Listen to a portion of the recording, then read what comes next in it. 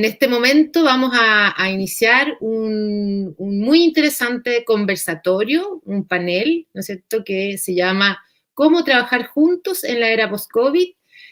Vamos a dar la bienvenida a 3 invitados de distintos países. En primer lugar, a Leopoldo Arnaiz, español, reconocido arquitecto, urbanista, es municipalista, con 46 años de experiencia profesional en distintos países del mundo. Es presidente ejecutivo del Consejo Consultivo y de Fomento de FLACMA, la Federación Latinoamericana de Ciudades, Municipios y Asociaciones de Gobiernos Locales, organización que además coorganiza este evento, y es también secretario general de la Asociación Mexicana de Ciudades Inteligentes.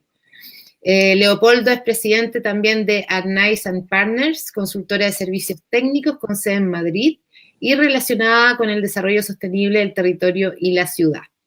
Dirige la compañía tecnológica Urbimática, dedicada a las Smart Cities y al control del desarrollo de ciudades y el territorio, y es docente y conferencista de temas urbanísticos, municipales y de tecnología en el mundo y en Latinoamérica. Bienvenido a Leopoldo. También quiero presentar a Giselle Delamea. Ella es uruguaya, es diseñadora con máster en Business Design de la Domus Academy de Milán. Es cofundadora de la empresa 3 Vectores, la primera empresa B de Uruguay dedicada al diseño regenerativo, y es co-creadora de InnoDriven, una marca de metodologías basadas en el design thinking para las nuevas economías, con foco en impulsar las empresas con propósito, la economía circular y las ciudades sostenibles mediante el activismo ciudadano. Fue también quien fundó, ¿verdad?, Sistema B Uruguay, y ha sido seleccionada por The Economist como una agente de cambio que tiene el potencial de transformarse en figura influyente en las próximas décadas. Así que muy bienvenida, Giselle, también. Y en tercer lugar, por último, presentar a Rafael Aubad, además un querido amigo de nuestro movimiento aquí en Chile. Él es colombiano, economista de la Universidad de Antioquia, con estudios en la Universidad de París. Tiene una reconocida trayectoria y se ha destacado también por su labor docente y de investigación por más de 25 años en la promoción y desarrollo del progreso de Antioquia y de Antioquia por Colombia Pro Antioquia. Es un gran facilitador de proyectos transformadores, es un muy destacado líder en lo que es diseño y puesta en marcha de íconos de progreso social y cultural, como el Parque Explora, Ruta N, Orgullosos de Medellín y El País. Es consultor nacional e internacional en temas de competitividad, educación, políticas públicas y fortalecimiento institucional. Él hace parte de órganos de dirección en Fundaciones Ideas para la Paz y Amigos del Parque Explora, de la Corporación Parque Explora y del movimiento Visión Suroeste. Dicho esto, te vuelvo a dar la palabra a Felipe, quien va a moderar este panel. Muy bienvenido, Rafael, Giselle, Leopoldo. Un privilegio tenerlos hoy día con nosotros en esta cumbre. Adelante, Felipe.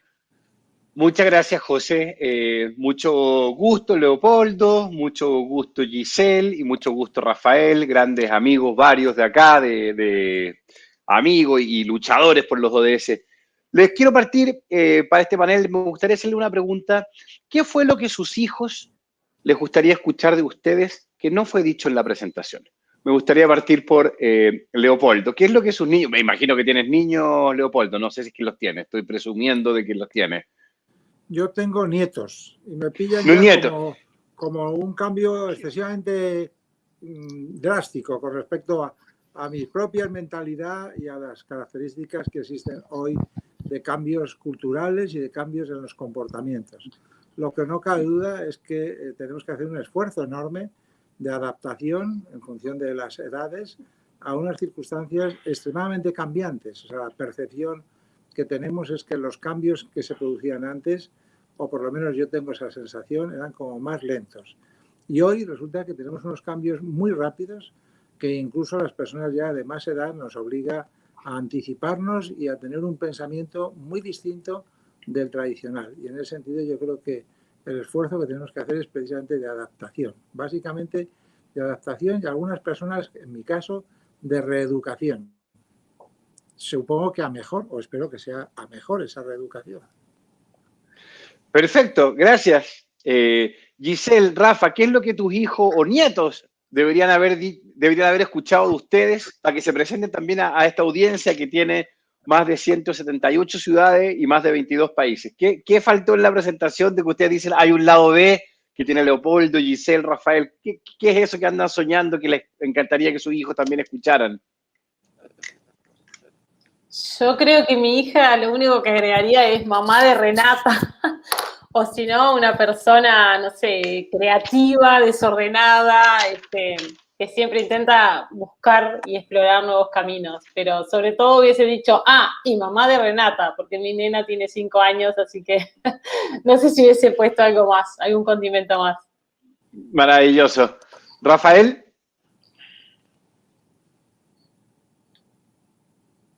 No te escucho.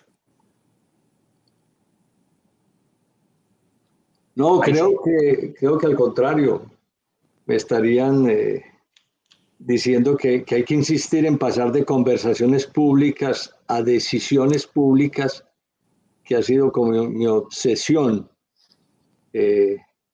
permanente desde hace ya 30 años, y sobre lo cual espero poder en la conversación darle toda la significación de qué estoy hablando.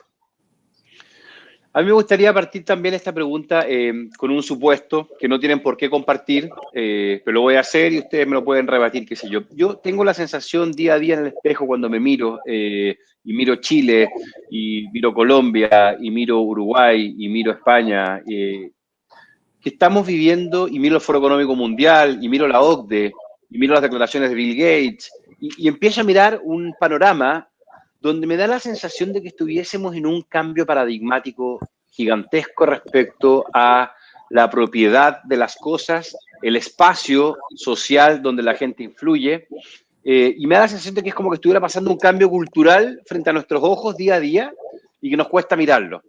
Entonces, Colombia hoy día con las protestas que fueron en Chile, protestas que ocurrieron en el Cairo, protestas que ocurren en Suiza, protestas que ocurrieron en París, protestas que ocurrieron en Nueva York. Entonces me da la sensación de que estamos en un momento que está pasando tan fuerte el cambio frente a nosotros, no sé si ustedes lo comparten o no, si lo comparten, ¿cuáles son las cosas ciudadanas que creen que se están movilizando? ¿Cuáles son estos pilares que creen que se están moviendo? Y yo un cambio que veo por muchas declaraciones de un mundo un poco más horizontal, que no es un cambio de modelo, no es derecha e izquierda, pero que es un cambio sin lugar a duda en la crisis climática que afrontamos. ¿Ven algo de eso? ¿No lo ven? Y si lo ven, ¿cuáles son esos pilares que sienten que se están moviendo en la ciudad y en el globo mundial? Porque no es de Chile, ni de Colombia, ni de España, ni de Uruguay, es de todo el mundo. No sé si lo comparten y cuáles son esos pilares que creen que están moviendo. ¿Qué orden? Empiezo yo si quieres, Felipe. Bueno, yo llevo ya varios años hablando de la revolución tecnológica y de la revolución tecnológica respecto a varios aspectos. El primero es la popularización del conocimiento. Nunca a lo largo de la historia se produjo una situación en la que el conocimiento se podía conseguir gracias a Internet de forma individualizada por cada una de las personas sin acudir a los centros de conocimiento históricos. Y eso, indudablemente, genera unas expectativas desde el punto de vista social enormes. O sea, pensar que cualquiera entra en Internet para tener cualquier información es un tema clave. La segunda revolución, que también haré después un comentario respecto a la intensidad actual, se refiere a la telecomunicación. La telecomunicación era impensable incluso hace 7, 8 años. Y por lo tanto es otra revolución que se añade a la popularización del conocimiento. Insisto que eso no es que sea una circunstancia de cambio cultural, es un elemento clave del cambio cultural, ¿de acuerdo?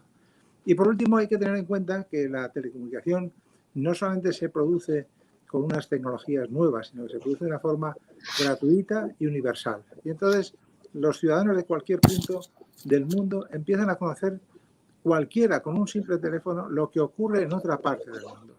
Tampoco ocurrió nunca, por lo tanto es necesariamente que se produzca un cambio de modelo obligatorio derivado de la tecnología. Los que llevamos muchos años trabajando en tecnología y en tecnología de las ciudades, indudablemente éramos a veces pesimistas de que los cambios necesarios para que la ciudad fuese conocida y fuese participada, los dos aspectos, sobre todo aquellos que hemos trabajado tantos años en la participación ciudadana y percibiendo que eran más palabras que realidades, hoy ya no hay un problema de las palabras para convencer de cómo hay que hacer la participación, porque la participación se produce de una forma automática. Por lo tanto, incluso antes de la pandemia ya teníamos todas las tecnologías, pero la pandemia lo que ha acelerado es algo tan importante como para saber que este mecanismo que hoy estamos utilizando, uniendo a tantas ciudades y a tantos países y a tantas personas en una conversación a propósito del panel anterior, que se decían cosas tan interesantes como propiciar la conversación, hoy es posible. Por lo tanto, yo creo que la revolución social, la revolución económica, que también está vinculada a la telecomunicación y al conocimiento, y la vinculación desde el punto de vista del cambio y la revolución política, es una realidad. Y esa realidad, algunos veníamos anunciándola hace años, y hoy lo estamos viviendo y se está viviendo en toda Latinoamérica con distintas características, pero qué duda cabe que hay un cambio absoluto debido precisamente a esas características que la tecnología ha introducido en nuestras sociedades. Claro, hemos digitalizado hasta nuestras vías hoy día. Este mismo seminario, taller que estamos haciendo en este instante, esta cumbre, que está llegando a una cantidad gigante de participantes, también es la digitalización que ha pasado, así que muy de acuerdo. Giselle, tienen que prender el micrófono porque para que no haya rebote lo hemos silenciado, o silénciense, ahí.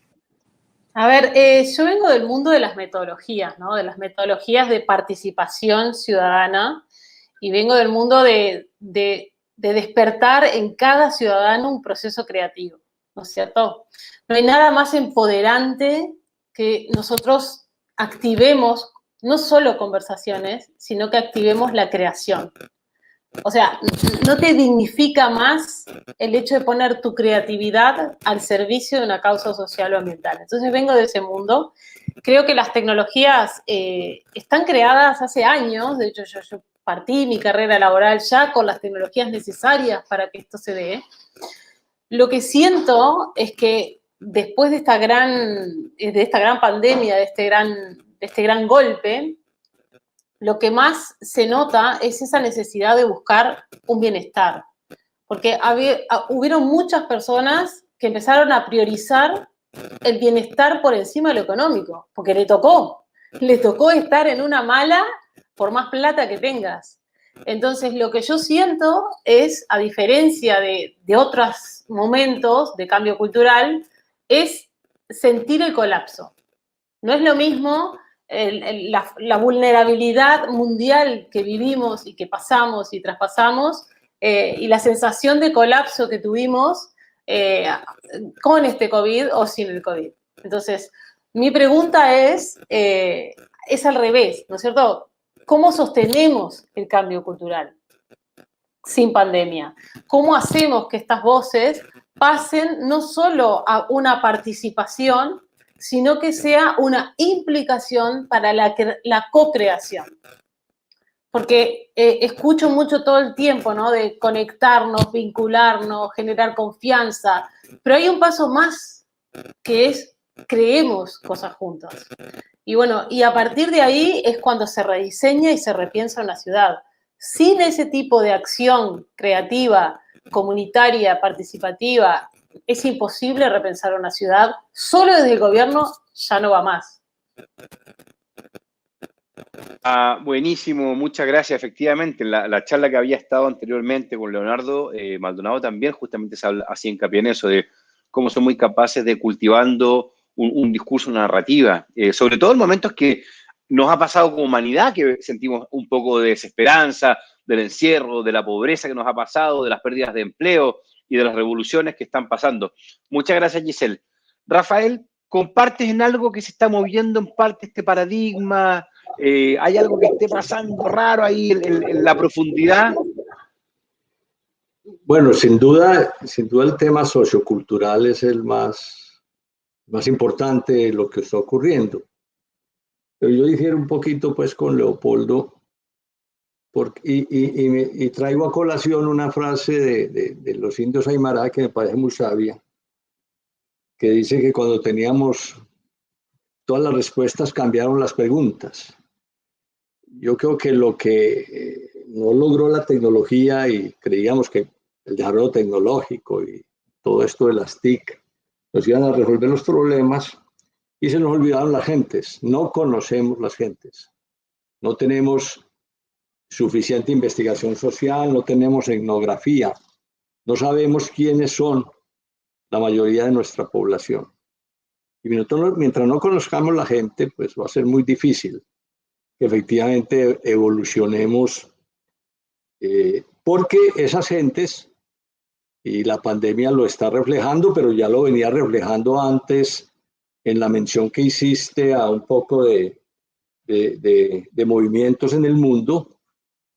Antes nos habían mostrado que hay mucha desesperanza, porque hay mucha gente, y sobre todo los jóvenes, que no se ven, no ven un proyecto de vida, no se ven que tienen, que cabe un proyecto de vida, cosa que se nos agudiza porque ahora hay mucha gente que perdió su proyecto de vida. Eso es crítico. Hay mucha gente que perdió su proyecto de vida. Entonces estamos en un momento en que se pierde, no hay esperanza y no hay confianza. No hay confianza en el sentido de que las instituciones y los gobiernos pues no son muy acogidos, y cuando no hay confianza, pues un aspiracional como este de la cumbre, por ejemplo, el de un futuro próspero, resiliente, inclusivo, sostenible, pues es una cosa un poquito vaga para la mayoría de la población. Y entonces hay que darle contenido a eso. ¿Y cómo se le da contenido? Yo creo que lo que nos mostró la presentación y todo la convocatoria que se hizo para ver iniciativas de la sociedad civil, lo que nos muestra eso es que tenemos que cambiar el tema del estado del bienestar a la sociedad del bienestar, cosa que ya están discutiendo los europeos. Vamos a tener que buscar y entender que el Estado no nos va a resolver todo, pero que nos tiene que facilitar para que nos encontremos, establezcamos más redes de cooperación, establezcamos más emprendimientos sociales, como lo está señalando nuestra amiga de Uruguay, más creativos, y vamos a tener que ocuparnos de lo público. O sea, vamos a tener que ocuparnos del emprendimiento social con más énfasis para ver si podemos salir adelante. Yo no creo que podamos salir adelante simplemente con la tecnología. Creo que vamos a salir adelante con los arreglos sociales para crear cosas. La tecnología sin duda nos va a permitir, pero si no tenemos previamente pues los acuerdos entre nosotros, si no creamos más redes de cooperación, más nodos estratégicos ciudadanos, va a ser muy difícil, dijéramos, que avancemos en esta desesperanza que yo creo que ya nos está agotando. Cuéntenme, tengo dos preguntas más para seguir metiéndole carbón a la fogata y después vayámonos a oportunidades y cosas que se nos vayan dando.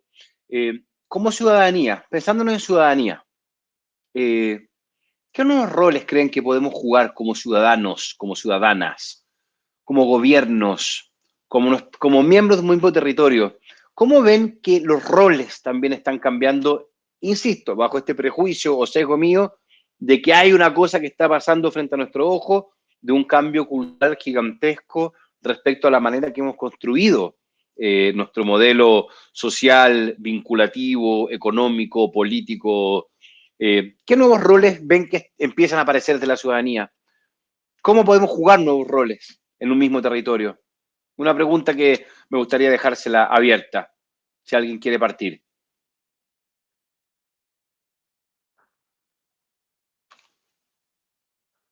Estás con el micrófono apagado, Leopoldo Arnaiz.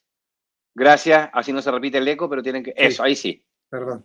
Dale, decía Leopoldo. que has sacado a colación un tema clave, que es la participación de la ciudadanía y el territorio. Yo creo que el rol que hoy se puede jugar, y creo que a lo mejor se me ha interpretado mal por parte de Rafael, pensando que yo creo que la tecnología resuelve las cosas. No, la tecnología es una simple herramienta, pero es una herramienta tan revolucionaria que la ciudadanía hoy tiene algo que me ha llamado mucho la atención de la intervención anterior del panel, con dos ideas y una tercera que ha aportado hace un momento Giselle. La primera es que se ha dicho en varias ocasiones que hay que reconocer el territorio y hay que convertir que la calle no sea un elemento invisible. Bien, la pregunta es, ¿cómo se lleva eso a efecto? La segunda cuestión es la importancia, que también se ha dicho como idea antes, de la vinculación. La vinculación entre personas. Y también la pregunta siguiente es, ¿cómo se vinculan las personas? Y la tercera, la consideración es que dentro de esa conectividad que se tiene que producir para conversar, es importante tener una metodología de creatividad para que haya una participación real. Pues bien, precisamente esas consideraciones en todas las conversaciones que se tienen en estas materias, que lo más difícil es aterrizar las cosas y por lo tanto no generalizar, que está bien, pero que es muy importante tener los conceptos claros, la mayor dificultad que tenemos hoy es la implementación. Eso, ¿cómo se lleva a efecto? Entonces, en nuestro caso, en el Consejo Consultivo, hemos planteado un proyecto que ha desarrollado en este caso el instituto que yo presido, el Instituto Arnaiz, y que considera que es un proyecto que hemos denominado ODS municipal, que consiste en la localización en los municipios, que tienen dos características fundamentales en el enfoque que se está señalando en este panel. La primera, que la sensibilización que es necesaria tener respecto a los ODS solamente se puede lograr a través de un mecanismo de simplificación de los ODS con una mapificación que se visualice por Internet y que la conozcan todos los ciudadanos. Por lo tanto, tiene que haber, si no hay la tecnología, utilizando precisamente las ventajas que tiene, no va a ser posible que la conozcan los ciudadanos con carácter inmediato y general y, por lo tanto, puedan visualizar su territorio en todo detalle, con el máximo detalle. La segunda es cuáles son los motivos para unir a la gente o para conversar con las gentes. Y nosotros estamos planteando un proyecto que conlleva la capacitación, que en el caso de Latinoamérica puede comportar la capacitación de 1 millón de jóvenes, más otro medio millón de personas vinculadas a las comunidades de barrio, que tienen que llevar a efecto la elaboración de esos mapas sobre el territorio para que reconozcan sus propios municipios, tanto los jóvenes que están estudiando para que tengan oportunidades de empleo, como los mismos responsables comunitarios y por tanto haya una conversación que se tiene que, lo lógico es que se tuviese que estar pilotando por los gobiernos locales, porque van a ser los ciudadanos con este proceso los que van a tener la creatividad suficiente para detectar y diagnosticar los problemas que hay y las acciones de todo tipo, incluidas por supuesto con carácter prioritario las acciones para la mejora y la lucha contra el medio ambiente y contra el cambio climático. Pero lo verdaderamente interesante es el componente social que tiene la formación y capacitación de jóvenes y la tecnología necesaria para conocer en detalle todo el territorio. Y eso, si no hay tecnología, no se puede hacer, ni la capacitación. Y el último comentario es que yo no coincido, digo, no por ánimo de polemizar con Rafael, no coincido en que hoy nos conocemos menos que antes. No, eso no es cierto. Hoy nos conocemos muchísimo mejor que antes. En medio mundo, en todas las ciudades, en todos los amigos, hay redes. Es una revolución de conocimiento, pero no del conocimiento solamente de las consideraciones que puede haber de la sociedad, sino de las personas. Hoy tenemos una capacidad de estar. Yo tengo una familia muy grande. Nunca pensé que íbamos a estar en contacto todos los familiares permanentemente, todos los días, mandar fotos y tal. No, habría visto a mis familiares como consecuencia de las circunstancias de trabajo cada uno muy poco. Hoy nos vemos, contactamos, compartimos. Podemos hacer algo que no hubiésemos podido hacer nunca. Y eso es lo que hay que llevar, a mi juicio, a la implementación de ese proyecto que el Consejo Consultivo está poniendo en marcha en muchos países y en muchos municipios, precisamente para vincularlos a lo que ahí se demandaba, que es la vinculación y el conocimiento del territorio, que es un tema apasionante. Muchas gracias, Leopoldo. Giselle, el Uruguay claramente es uno de los países con mayor capital social de todo el mundo, medido por distintas fuentes. ¿Qué es lo que crees tú que Uruguay hay? Ahora, cuando uno va a Uruguay te das cuenta que también ustedes se critican unos con otros y pasa lo mismo que en todos lados, pero uno que viene de afuera cuando va a Uruguay se da cuenta que hay mucho capital social, que hay mucho humanismo, si se puede decir todavía. Claro, visto desde afuera puede ser más difícil mirarlo, pero visto desde adentro, perdona, como tú, pero visto desde afuera, cuando me toca ir, cuando para allá, se ve un pueblo que todavía tiene esta conexión, tiene este humanismo, tiene esta capacidad de mirarse más horizontalmente. ¿A qué se lo puedes atribuir tú? Bueno, a ver, en Uruguay tenemos mucha cultura cívica, ¿no es cierto? El civismo está muy presente y la educación es laica, gratuita y obligatoria, ¿no? La educación es estructural en un país. Tener acceso a universidades públicas, tener acceso a escuelas públicas, el plan, por ejemplo, que se hizo One Laptop per Child, ponerle tecnología a los niños, empoderarlos con el proceso creativo, me parece que han sido cambios estructurales que nos han mantenido en niveles de democracia interesante respecto al resto del mundo, ¿no? Igual aún así, yo soy crítica, creo que tenemos que ir hacia modelos más de democracia directa, hacia un ciudadano mucho más empoderado y auditor de quienes toman decisiones por miles y millones de personas. Me parece que ese modelo está un poco obsoleto.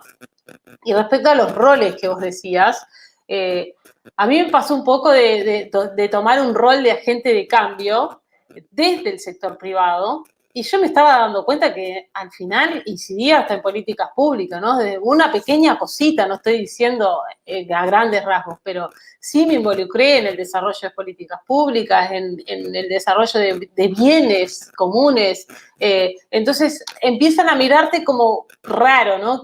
¿Qué onda vos, que venís del sector privado y estás queriendo crear bienes públicos? ¿Entendés? Como esa especie rara, que bueno, que muchas empresas B le pasa, ¿no? Porque sos un agente distinto en el mercado donde cuestionás hasta contratos, cuestionás formas, cuestionás modos. Por ejemplo, hoy decía, un orador anterior decía, el modo es el mensaje, ¿no? Vos lo cuestionás, porque te plantás en el mercado como agente de cambio. Pero además de eso, vos hablabas de roles, ¿no? Yo creo que en general lo que está pasando en el mundo, y es un poco tomando lo que decías al inicio, Felipe, es que nosotros estamos pasando de un ciudadano en que era sujeto, en que era totalmente dependiente, en que fiel a ciertos paradigmas, no rompía paradigmas, confiaba en un sistema de burocracia, y luego pasamos a un ciudadano un poco más independiente, o sea, de dependiente pasamos a independiente, donde empezó a exigir sus derechos, empezó a elegir, empezó a tener la información, la tecnología a su disposición, empezó a plantearse otro tipo de objetivos, pero hoy estamos viendo un ciudadano mucho más interdependiente, mucho más guiado por el propósito, mucho más activo, mucho más participativo, mucho más que crean una plataforma como una capa por encima del territorio con otro tipo de soluciones. Entonces, mi pregunta es al revés, es cómo podemos hacer para que esas personas estén de verdad en el territorio, porque a mí me ha pasado de estar operando en esta nueva lógica de ciudadanos y de nueva economía, pero que camino 3 cuadras de mi casa y yo me siento desvinculada del territorio, ¿no es cierto? Entonces, cosa que cada vez, digamos, con la pandemia y todo eso, empieza un proceso un poquito más endógeno, ¿no es cierto? Pero ¿cómo poder que esas capas que interactúan en un mismo territorio, las capas que están del bien común y del lado de la acción, fusionarlas? Porque la verdad es que al día de hoy el Estado sigue fragmentado del sector público, del sector privado y de la ciudadanía. Entonces, yo imagino un ciudadano interdependiente ejerciendo una democracia directa apoyado por la tecnología. Las tecnologías son para empoderar ciudadanos, no son para administrar ciudades. Súper bueno, súper relevante. Yo tengo preguntas, además ustedes 3 son expertos, entonces yo solamente estoy aprendiendo y tomando nota acá. Le voy a hacer una, pero voy a dejar planteada la pregunta para ver si es que algún rato volvemos. Voy a ir con Rafael ahora, pero yo me pregunto hoy día qué es el territorio, fíjate. Que es una pregunta que parece normal, pero yo viví en Ecuador mucho tiempo, ustedes no lo saben, pero 13 años de mi infancia fueron en Ecuador y en ese tiempo no sé cómo se llamarán los distintos países, allá se llamaba canicas, que son estas pelotas que uno tira de vidrio, no sé cómo se llamará en Uruguay, en Madrid, en Medellín. ¿En bolitas. Quito se llamaban bolitas? Bolitas. Canicas en España. Canicas, ya. Yo también jugaba a canicas y nos falta Medellín, que no sé cómo se llamaba en Medellín estas pelotitas. Y lo que hacíamos era que... Canicas también. Y yo me acuerdo que habían competencias con esto. Y yo competía y mi competencia eran los que vivían 4 cuadras más lejos. Ese era el próximo barrio, ese era mi mundo. Mi mundo eran los que vivíamos en 4 cuadras. ¿Ah? Y hoy día me pasa que estoy aquí, Leopoldo está en Madrid, pero ha dirigido ciudades desde México, Rafael está en Medellín, pero trabaja permanentemente en distintos países. Gisela, no sé dónde te encuentro, sé que eres de Uruguay, pero a lo mejor anda a saber tú dónde estás, porque tú también viajáis todo el rato. Se nos amplió este mundo. ¿Ah? Entonces, me gustaría volver después a qué es el territorio, lo pongo solamente como un paréntesis. Me gustaría ir ahora con Rafael. Ustedes hicieron algo increíble en Medellín desde la ciudadanía, desde el juntarse, desde el construir ciudadanía. ¿Qué fue lo que tú crees que fue lo que gatilló eso, Rafael? ¿Cuáles fueron las cosas que le permitieron a la gente de Medellín hablar de una cosa que para mí como chileno a veces me parece rara, que es de un nosotros? Yo cuando voy a Medellín me dicen, es que nosotros estamos haciendo, nosotros vamos a hacer, nosotros hicimos. Yo les pregunto, ¿quiénes son nosotros? Nosotros, la gente de Medellín. Entonces, cuéntame un poquitito, ¿cómo crees tú que se fue dando esa ciudadanía y cuáles fueron los valores centrales que estuvieron ahí? Bueno, yo creo que nosotros, para hablar en esos términos, tal vez el mundo no sabe lo que hemos sufrido con el narcotráfico. Somos el país que produce pues, la mayor cantidad de cocaína, pero al mismo tiempo somos el país que más sufre con esa producción. Y Medellín, pues ustedes saben, pues nosotros no podíamos salir a la calle. Nosotros estábamos amenazados permanentemente por el narcotráfico. Sucedían cosas increíbles como humanidad que nos pasaron. Y yo creo que teníamos miedo de vivir en la ciudad. Y de pronto hubo un movimiento cívico porque llegara gente que fuera un poco más atrevida desde el punto de vista y más fresca desde el punto de vista del entendimiento de la ciudad como una relación, con una serie de vínculos personales, vínculos sociales, vínculos ambientales, vínculos espirituales, vínculos económicos, que entendiera más la noción de progreso social, y se creó un movimiento cívico, un movimiento ciudadano, que incluso esbozó el leitmotiv que decía del miedo a la esperanza, que lo iniciamos en el año 98 y se consolidó hacia el 2003-2004 y que durante 20 años se ha mantenido como con la idea de más inclusión social, o sea, de cómo logramos ser una ciudad más inclusiva, y donde se utilizó mucho el mejoramiento de la calidad de vida de la ciudad, de la calidad de vida de los barrios populares, del cuidado de la calidad de vida como el fundamento de salir o de ir del miedo a la esperanza. Entonces yo creo que el tema del cuidado de nuestras ciudades, que es una de las cosas que reclaman incluso los jóvenes. Por ejemplo, tenemos que ver cómo conciliamos en una agenda ciudadana ciudades ecológicas que quieren más los jóvenes con ciudades tradicionales cuya prosperidad está más asociada a los grandes complejos, grandes edificios, grandes avenidas. Esas cosas los jóvenes ya como que no las sienten, con esa idea de un poco de volver al barrio, a la noción de localidad, de juntarnos en las localidades. Tenemos que evolucionar en ese sentido. Entonces yo diría que el gran fundamento fue primero poner la consideración de la calidad de vida de la ciudad como un objetivo esencial, calidad de vida muy ligada a la inclusión, al urbanismo inclusivo, a la inclusión social, al mejoramiento de la infraestructura social, de colegios, de bibliotecas, que yo creo que parte de la reactivación económica de ahora no debía pensarse simplemente como grandes obras, como grandes empresas, sino como obras sencillas en los barrios. Nos dimos cuenta con la pandemia que la gente en los barrios populares no tiene parques y no teníamos dónde salir efectivamente a que de pronto pudieran, digamos, hacer una hora de ejercicio. Entonces dictaban los municipios, no, puede salir a hacer una hora de ejercicio. ¿Y dónde salgo a hacer una hora de ejercicio? Si cerramos los barrios, no alcanzamos a hacer toda la infraestructura social. Ahora en la reactivación hay que hacer la infraestructura social. Y lo otro que ha sido muy importante en nuestra ciudad ha sido el tema de la cooperación entre el sector público y privado, donde nosotros le hemos gastado mucho tiempo a la idea de que somos corresponsables, a la idea del ciudadano empresario, no solamente el empresario, sino el ciudadano empresario, a la idea de que se comparte conocimiento, digamos, como lo plantea Leopoldo. Por supuesto, yo que he sido rector de una universidad, he sido director de un centro de ciencia y tecnología, he sido director de una fundación por el progreso, pues ni más faltaba que yo no entendiera el rol de la tecnología. Pero entiendo, como nos ha pasado con las TIC en las comunidades, que a veces le damos más importancia a que tenemos la buena tecnología y el buen equipo, y se nos olvida que la gente tiene que ver también eso en qué va a significar para el mejoramiento de su vida.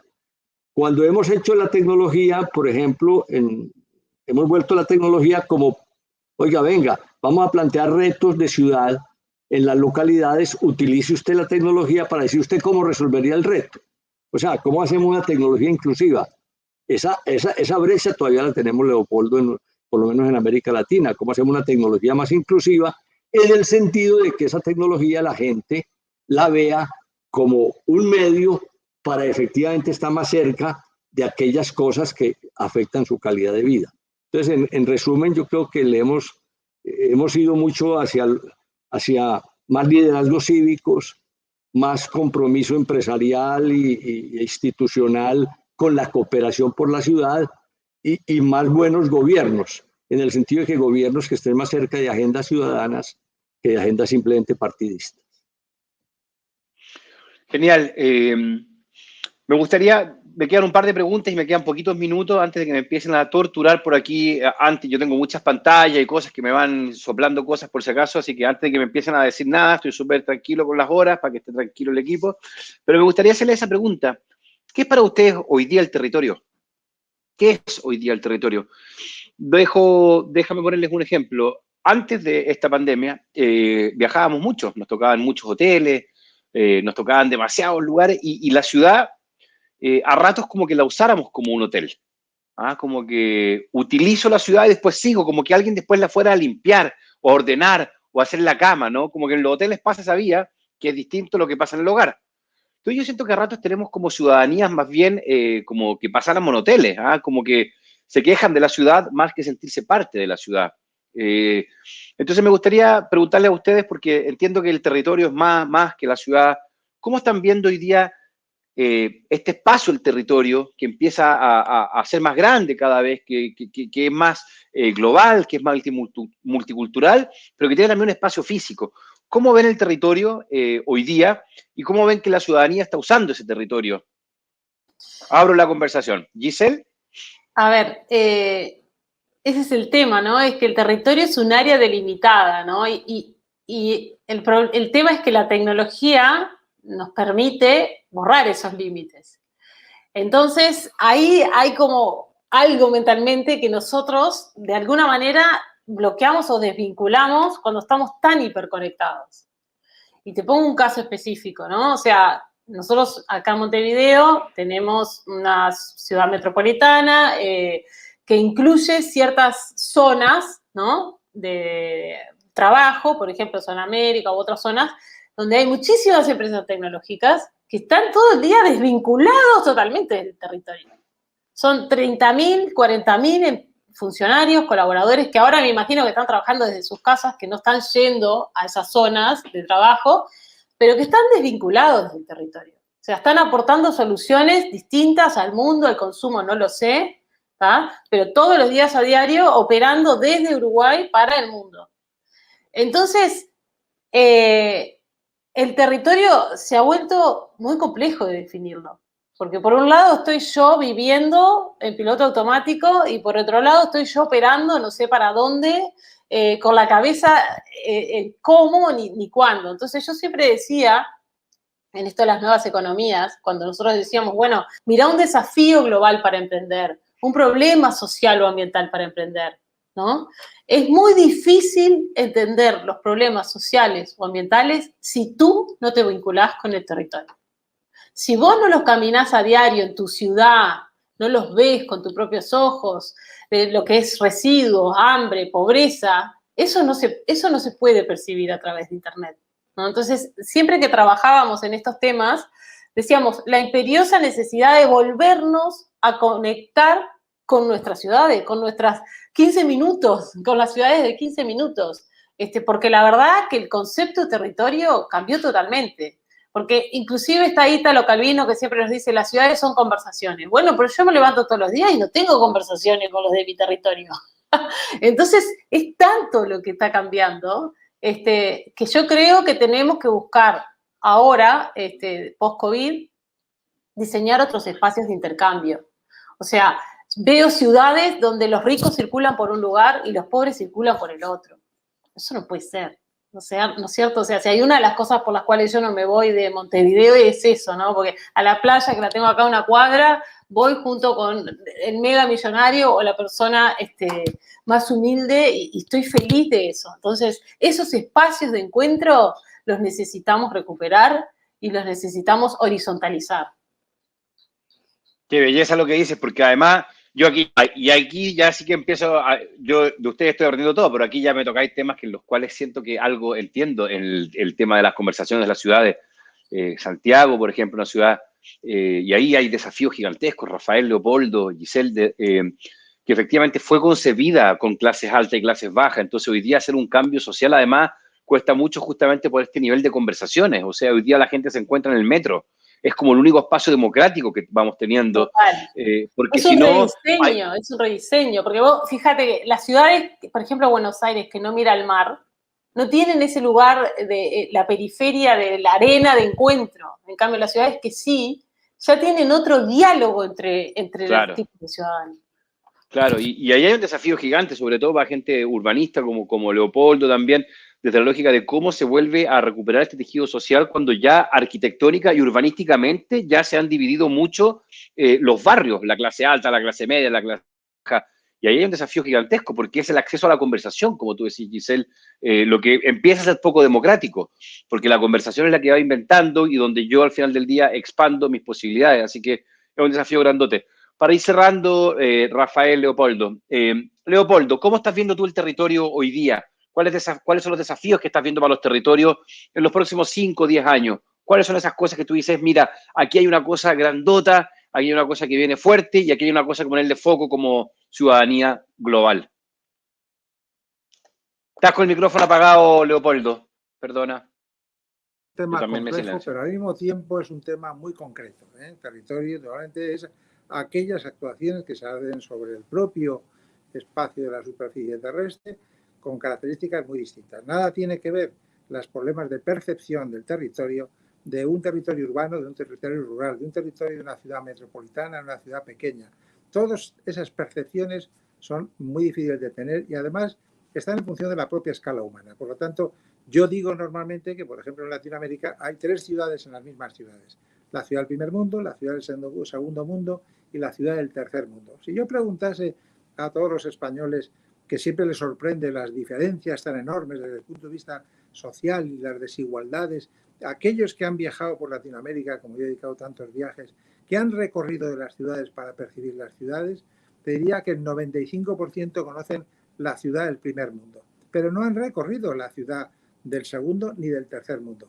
Los ciudadanos de las ciudades latinoamericanas, en cuanto tienen una dimensión, tampoco lo recorren, y eso lo puedo asegurar porque yo he recorrido ciudad por ciudad, desde las montañas de Lima, las de Bogotá, las de Río de Janeiro, las de México. La gente no va a esos sitios, ni va a los centros urbanos clásicos porque hay unos niveles de desigualdad y están vinculados en cierta medida a la inseguridad. Tiene su lógica porque la inseguridad es un tema mucho más complejo que un europeo, en este caso un español, que es un país donde se puede andar por cualquier sitio, pues entonces realmente puedes percibir mejor la ciudad. Pero la ciudad tiene una dimensión y entonces la gente conoce su barrio. Y no es fácil que se dedique a moverse porque depende del transporte público, depende de muchas circunstancias. Yo recuerdo una conversación que decían, hay ciudadanos en Sao Paulo que tienen otra ciudad porque se mueven en helicóptero.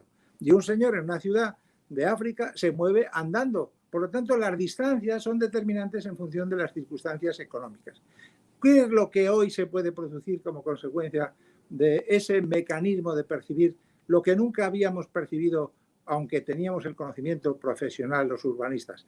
Pues que Google, al señor Google, que seguramente no le vamos a agradecer nunca suficientemente, la posibilidad de visualizar el territorio. Por lo tanto, estamos hoy como consecuencia de la popularización del conocimiento que decía al principio, de la telecomunicación que señalaba, de la gratuidad de la información y la posibilidad de percibir el territorio, aunque solo sea en una visión fotográfica, permite que los ciudadanos puedan conocer más territorio. Por supuesto, los que hemos viajado desde muy jóvenes conocíamos muchos sitios. ¿Cuánta gente viajaba? ¿Cuánta gente viaja por Latinoamérica constantemente? Una ínfima proporción, porque la mayoría de la gente no puede viajar. Y entonces hoy puede viajar gracias a la tecnología y a la percepción. Por lo tanto, creo que hoy tenemos una oportunidad magnífica, y más después de la pandemia, porque los que vivimos en las ciudades y de las ciudades y con la tecnología para las ciudades, hasta producirse la pandemia no se ha producido un sentimiento generalizado de que hay que participar, que hay que buscar el bienestar que se decía, que hay que generar mayor solidaridad, y por lo tanto hoy podemos, desde mi posición como un consejo y a una distancia de 9.000 kilómetros, y la posibilidad de que desde México hasta Chile, con la distancia que hay, se pueda conocer y participar los territorios, es precisamente gracias a la telecomunicación. Por lo tanto, en el futuro, a la pregunta tuya, en los 5 próximos años, ¿qué va a ocurrir? Pues lo que va a ocurrir es que se va a popularizar el territorio como consecuencia de la propia tecnología. Todo el mundo va a tener interés en conocer su territorio, los barrios cercanos. No le va a quedar más remedio que visualizar la pobreza. La pobreza no se visualiza porque la gente haya un problema, no, porque la gente no quiere visualizar la pobreza. Por lo tanto, no es un problema técnico, ni es un problema urbanístico, es un problema social y mental. Pero no le va a quedar más remedio a la gente que resolver. Por lo tanto, algunos, por lo menos yo parto de la base de que en los próximos años los veo con un nivel de optimismo tremendo, porque por primera vez, sin necesidad de revoluciones cruentas, se va a poder hacer una revolución de participación y de conocimiento, y en ese sentido estoy completamente de acuerdo con Giselle, que va a generar unas capacidades de creatividad y de mejora verdaderamente sorprendentes. Lo que pasa es que, indudablemente, hay que ponerlas, lo que decía al principio, hay que implementar las acciones. Y por eso yo creo que nosotros en el Consejo tenemos un proyecto tan ambicioso y tan importante como para crear precisamente los mecanismos de simplificación máxima del territorio y de su visualización, para que se produzca eso que es la vinculación con las personas y la participación en un proyecto común, porque en realidad los gobiernos locales solo van a poder cambiar cuando sus propios ciudadanos sean los que en ocasiones propongan los cambios. No van a depender ya de los políticos, gracias a Dios, no porque los políticos no hayan hecho una función, con dependencia de las valoraciones. Yo creo que los políticos son personajes claves para hacer las cosas, pero los políticos van a tener, gracias a ellos, la ayuda de los ciudadanos. Y esto hoy a mí por lo menos me da verdadero optimismo que no tenía hace 10 años en materia del territorio, en materia urbanística, y lo estoy teniendo gracias a la tecnología. Y me ha aumentado muchísimo porque nuestro proyecto, que está pensado para que los conocimientos del territorio le hagan los ciudadanos locales, no otros señores, no los de cada localidad tienen que conocerlo, por pequeño que sea el municipio, puede utilizar tecnologías gratuitas, inmediatas, etcétera, y esos señores son los que van a cambiar sus municipios, no los que vengamos de fuera ni los que traigamos los mejores conocimientos, no, tienen que ser cada uno de los ciudadanos, de un pueblecito, de una ciudad de Perú, de una ciudad de un barrio de Montevideo, de cualquier sitio, tienen que ser los locales, y eso antes era imposible de hacer, hoy es posible de hacerlo. Muchas gracias, Leopoldo. Muchas gracias. Como dicen por ahí, ir pasando y transitar entre unos Smart Cities y unos Smart Citizens, de tanto la tecnología puesta a disposición como la habilidad humana puesta al servicio. Así que una interdependencia, como bien decía Giselle al principio. Rafael, para ir cerrando, ¿cómo estás viendo tú estas oportunidades que se le ha presentado a los territorios y a la ciudadanía en estos tiempos de pandemia? Si nos puedes cerrar, y con esto vamos a ir despidiendo el bloque ya por los tiempos también. Rafael Aumann. No hablo del territorio, de la noción de territorio, ¿no? Sí, por supuesto. Bueno, yo a poner un ejemplo, porque tengo una pequeña diferencia, sigo teniendo una pequeña diferencia con Leopoldo sobre el tema de los ODS. Nosotros decidimos en ProAntioquia hacer una cosa que llamaba Antioquia Sostenible, que era irnos a las regiones a explicar lo de los ODS y a lograr que las comunidades se apropiaran de los ODS que los identificaban, con los cuales querían tener una identificación o querían verse con metas como comunidades.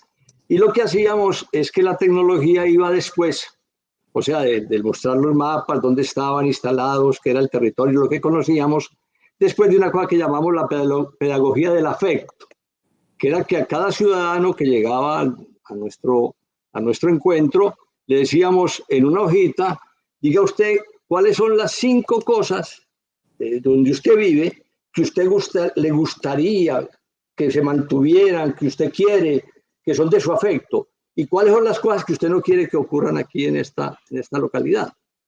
Después juntábamos esa posición individual con otro, con el de su comunidad, y a 5, después con la localidad, y llegábamos a la definición de cuál era el afecto comunitario, que era lo que querían defender, y cuáles eran las cosas que querían que mejoraran, cuáles cosas creían que no debían conservarse, y se formaba lo que llamábamos pues los objetivos de desarrollo sostenible de cada localidad.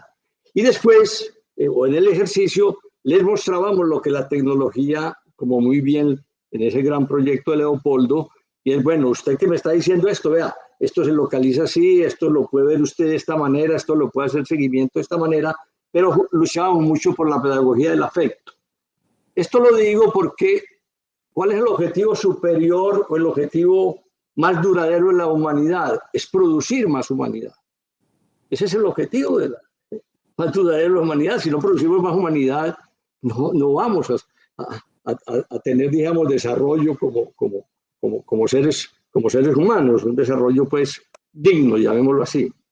Entonces, ¿qué es el territorio para una gente que está viniendo de África, arriesgándose en el mar, en cruzar el Mediterráneo y a riesgo de su vida, o los migrantes centroamericanos, es donde se les dé más dignidad? Entonces hay como un concepto global que coincido con Leopoldo, es que como con la tecnología, con lo que sabemos de la tecnología, con lo que podemos mejorar de la tecnología, mejoramos la dignidad. Y si mejorando la dignidad, seguramente mejoramos los territorios. Yo tengo una frase que es como el fundamento filosófico de la movilización de los empresarios en apoyo a otros empresarios, a otras instituciones, a comunidades, y es que no puede haber empresas exitosas en entornos que fracasan. Entonces las empresas tienen la obligación de tener una mirada meta global, ser globales, pero sí al mismo tiempo locales, en el sentido de que su entorno tiene que preocuparle ese parque que está vecino a la fábrica, y tiene que preocuparle cómo se maneja su localidad y las basuras y las escuelas. Eso ahí ya hace parte pues de la evolución de la responsabilidad social como un acto voluntario a la responsabilidad corporativa como parte de los ODS, pues de sostenibilidad. Y coincido con Giselle, por ejemplo, hay un programa en Medellín que se llama Medellín en mi cabeza, y es que todos los jóvenes, no importa el barrio, conozcan su territorio, conozcan Medellín y tengan información de otro barrio ajeno, distinto, se desplacen, porque tenemos que como crear, como que una ciudad nos pertenece, una ciudad es de todos, una ciudad la podemos disfrutar. En definitiva, yo creo que el territorio es aquel mundo de las oportunidades y los vínculos sociales. Para mí es el territorio. Entonces, posiblemente será Estados Unidos si yo tengo teletrabajo, eso es parte de mi territorio, porque tengo un vínculo, pero será, y tengo oportunidades, pero también será mi cuadra allá, el buen café en Madrid, el barrio donde me reúno, donde tengo mis vínculos de amistad y tengo mis vínculos sociales. ¿Cómo mantener esas dimensiones como de lo macro, lo meso y lo micro? Es como el gran desafío que tenemos para tener volver al concepto de ser globales, pero siendo genuinamente locales, que lo local es lo que nos ayuda a producir más humanidad. Lo local es lo que nos ayuda a producir más humanidad. Rafael, Leopoldo, Giselle, realmente una conversación súper apasionante, con miradas de vista distintas que solamente enriquecen nuestro quehacer. Yo estoy muy contento. Lo que yo les pido sí es que mi territorio al menos está en Medellín, en Madrid y en Montevideo. Así que en mi noción de territorio yo les pido que estén cerquita, porque si hay 3 ciudades que amo con locura, son justamente las 3 que ustedes representan. Así que en lo que a mí respecta, yo no soy ningún experto, soy un convencido y un apasionado por hacer de los ODS una manera de contribuir junto a una salida de una pandemia global que nos ha traído mucho dolor, mucho estrés, muchas enfermedades de depresión también, muchas muertes, pero también nos ha traído la capacidad de conectarnos, de estar juntos, de llegar a más lugares y más conversaciones, como se mencionaba, de gente que a veces no puede acceder y gente que está logrando hacer cambios sustantivos. Así que en lo que a mí respecta, pedirles que me dejen estar en sus territorios, porque efectivamente me hacen un hombre más feliz y, como dice Giselle, personas más felices hacen ciudades más felices. Quiero recordar, diciendo lo que terminábamos en el panel pasado, una de las cosas que a lo mejor el mundo también nos ha hecho con esta crisis es poder mirar la forma y poder mirar las maneras de, como decía exactamente Arturo, lo tengo anotado aquí, que el modo es el mensaje. Yo les quiero dar las gracias. Creo que parte de lo que nos falta también en la humanidad es agradecernos el tiempo. Aquí uno cree que todo esto es voluntario, gratuito, pero son tiempos que uno le dedica, tiempos que se le quita a la familia, tiempos que uno está trabajando. Así que desde mi máximo ser, darles las gracias a cada uno de ustedes, Giselle por acompañarnos, Leopoldo por coorganizar esta gran cumbre, Rafael por siempre el talento que pone a disposición del continente. Así que de verdad y con mucho placer, muchísimo más allá del protocolo, les quiero dar las gracias por ser ciudadanos del mundo y constructores de futuro. Muchas gracias a los 3 y seguimos con esta cumbre. Adelante, José. Gracias, chao. Muchas gracias.